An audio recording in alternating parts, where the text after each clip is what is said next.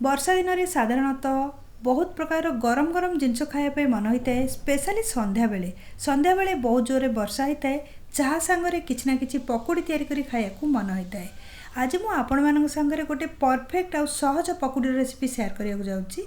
ये जोटा पकुड़ी आपड़ देखुंत भितर एकदम सॉफ्ट आ ऊपर क्रिस्पी क्रंची, एटा हूँ आलू पियाजर पकुड़ी। मात्र गोटे आलू आ दुईटा मीडियम साइज पियाजरे मु एते गुड़ाए पकुड़ी तैयारी करछि, जोटा कि खाइबा पई टेस्टी आ करिया कि बहुत सहज। चलंतु रेसिपी आरंभ करिबा। पकुड़ी को तैयारी करिया पई कि प्रथमे आमे नै जिबा आलू। एटा हूँ गोटे बड़ साइज आलू। आलूर चोपा को छड़ाई ताकू छोट छोट करी मु काटिकी नै पानी रे पकई रखिथिली। पानी रु छाणीकी ताटियार पुरे नै आछि। तो आलू को आपण परिष्कार करके प्रथम काटिकी धोईकी रखिए। ता संगे मीडियम साइज दुईटा पियाज को भी छोट छोट कर काटी नहीं। काटिला परे जेतिकी क्वांटिटीर आलू नेबे सेतिकी क्वांटिटीर पियाज नेबे। तामाने समान परिमाणर आलू पियाज हमको नबाक पड़िबो। सेथिरे मिसेइबा 2 चमच अदा और रसुण।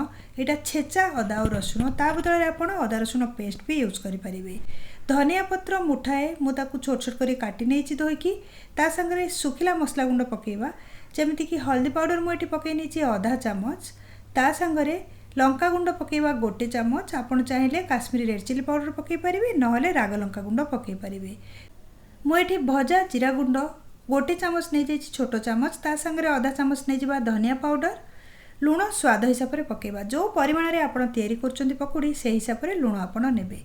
सबु सामग्री को सुखिला गोटे थर भल कि हाथ में मलिकी मिसई नवा, जमीती कि पियाजर जो खंड आम काटी ना सीटा लागिकी थी। हाथ में चकटिवा द्वारा पियाज गुड़ाक खंड खंड गोटा गोटा हो भल कि सब जिनस को मिक्स कर चकट नवा, जमीती कि लुण मसला पियाज आलू सांगे भल कि मिसीज। तापर एथिरे आमे बेसन पकेइबा।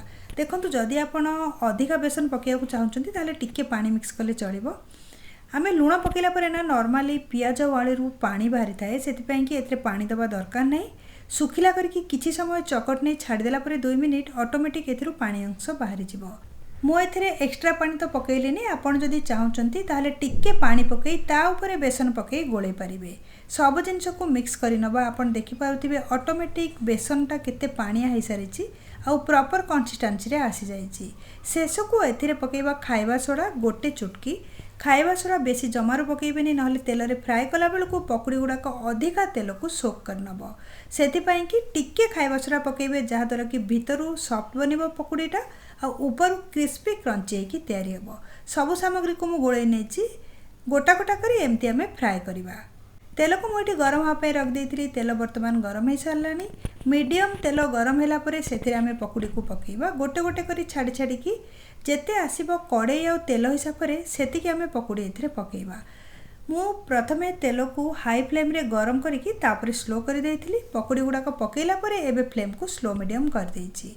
तेल को ना अधिका गरम करिवे ना कम गरम करिवे। जदि कम गरम करिवे पकुड़ीटा तेल को सोक कर नब। जदि अधिका गरम करिवे पकुड़ीर उपरी भागटा तो जल्दी हल्का गोल्डन ब्राउन कलर हो जिवो, मझीटा कंचा रहि जिवो। सेथिपई कि धीमी आंच अथवा कम फ्लेम रे आकु आमे भल कि प्रॉपर्ली फ्राए करिबा। वर्तमान आपण देखि पारुथिबे पकुड़ीटार कलर चेंज हो सारिछि और बहुत बढ़िया कलर आसी जाइछि।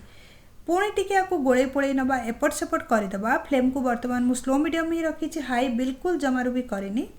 आ बहुत बढ़िया कलर आसी सारी पकुड़ार। आपन देखुथिबे गोटा गोटा ही केमती तैयारी होइछि। आकु आमे अल्प अल्प करिकी बाहर करनबा तेलरू। बेसी भी जमारू आ फ्राए को करबानी, कारण ऑलरेडी कलरटा आसी सारानी।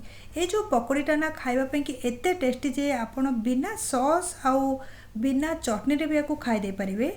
किंतु गरम गरम जदि सर्व करचंती ताहले ता कथाटा टिके अलगा बहुत बढ़िया टेस्ट लागि थाए। ठंडा हला परे एते स्वादिष्ट लागि न थाए।